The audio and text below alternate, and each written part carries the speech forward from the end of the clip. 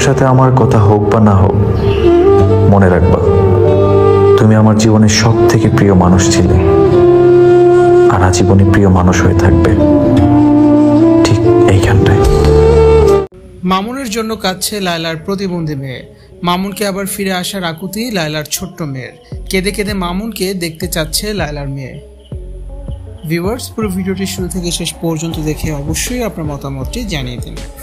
বিচ্ছেদ হয়েছে লায়লা ও মামুনের। এদিকে লায়লার প্রতিবন্ধী ছোট্ট মেয়ে মামুনের জন্য কেঁদে ভাসাচ্ছে। মামুনকে দেখতে চায় লায়লার মেয়ে। লায়লার কাছে বারবার মামুনের কথা জিজ্ঞেস করে তার অটিস্টিক মেয়ে। লায়লা বলেন, মামুনকে খুব ভালোবাসে আমার মেয়ে। মামুন ওর সাথে অনেক দুষ্টুমি করতো, অনেক ভালোবাসতো।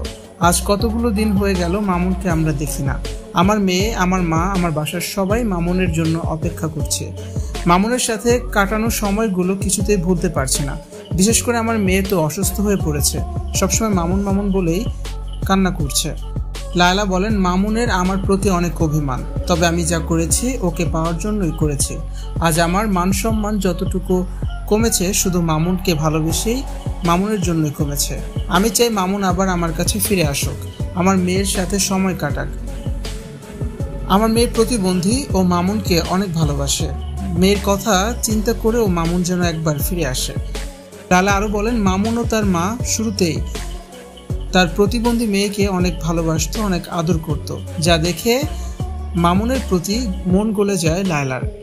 লায়লা বলেন, আমি মামুনের পরিবারকে আপন করে নিয়েছিলাম আমার প্রতিবন্ধী মেয়েকে এত ভালোবাসার কারণেই। মামুন আমার মেয়েকে নিজের মেয়ের মতোই ভালোবাসত। ভালোবাসা কখনো কখনো যে অনেক ভয়ঙ্কর হয় তার একবার প্রমাণ করলেন প্রিন্স মামুন ও লায়লা।